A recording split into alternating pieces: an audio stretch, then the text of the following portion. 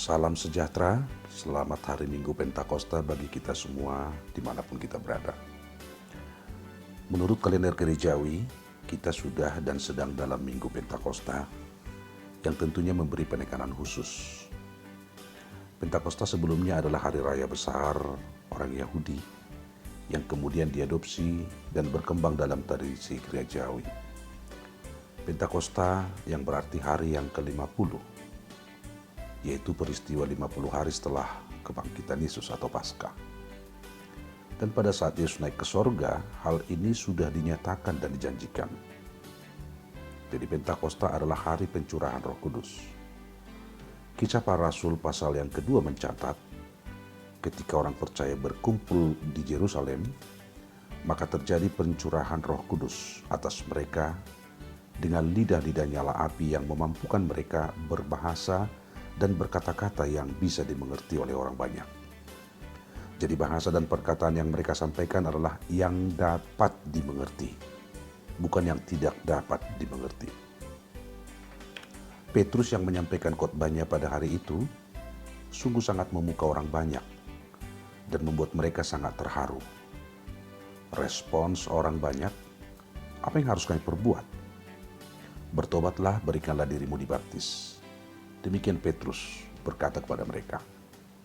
Jumlah yang percaya ketika itu ada 3.000 orang. Itulah permulaan gereja.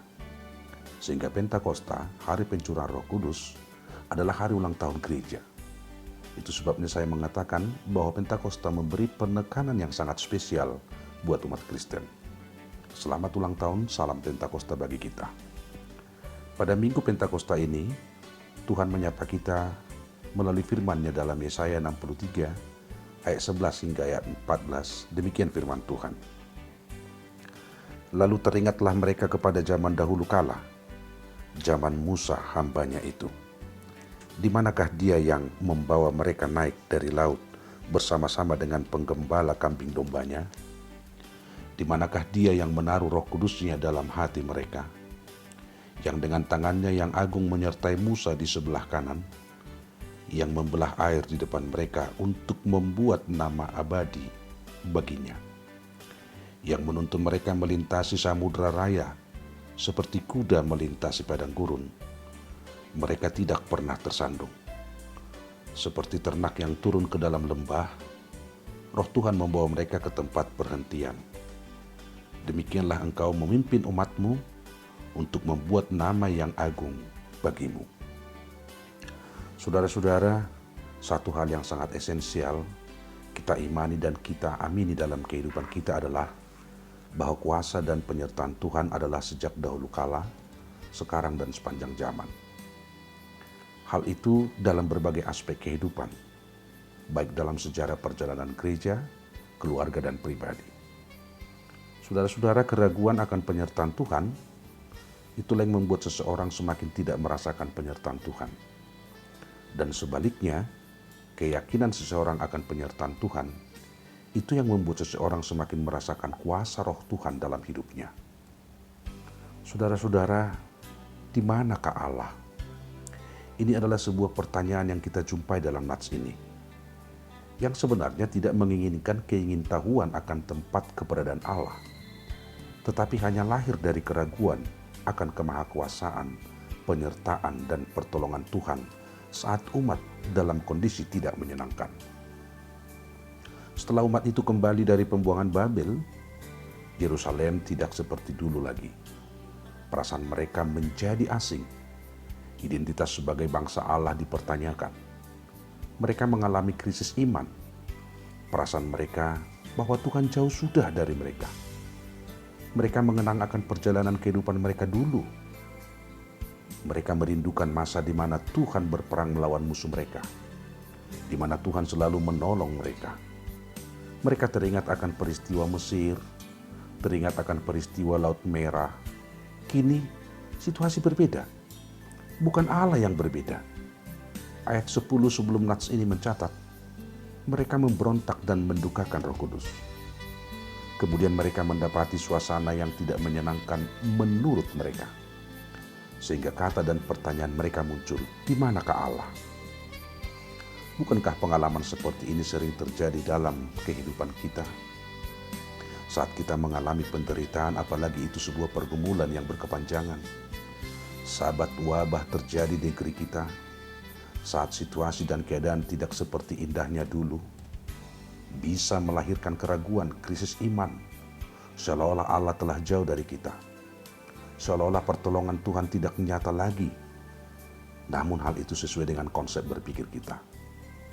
Menolehlah sejenak akan hari yang lampau. Mengapakah kita hidup hingga saat ini?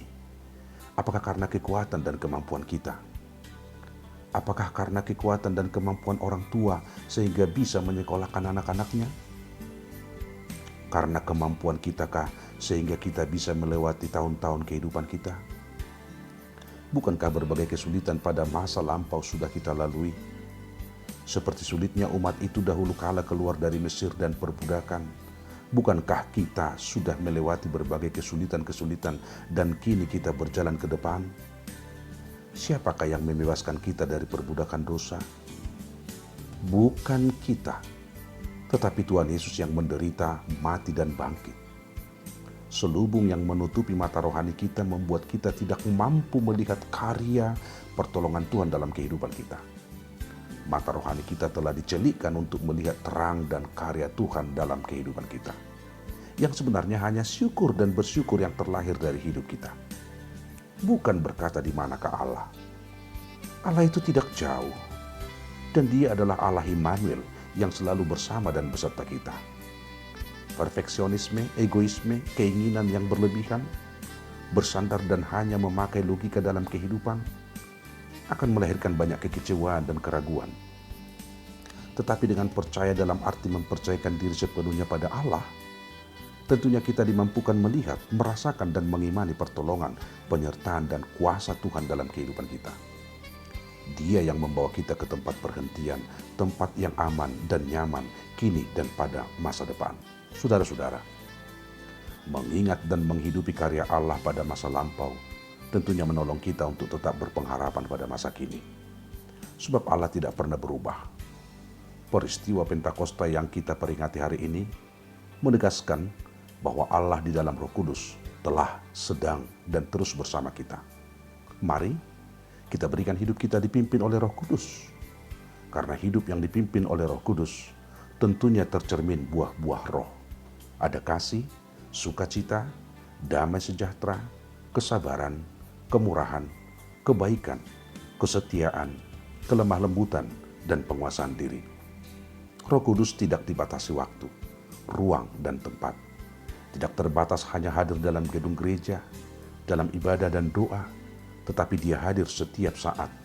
Saat kita bekerja, bergaul, bersama keluarga, saat menghadapi keadaan sulit, dan dalam berbagai aspek kehidupan kita.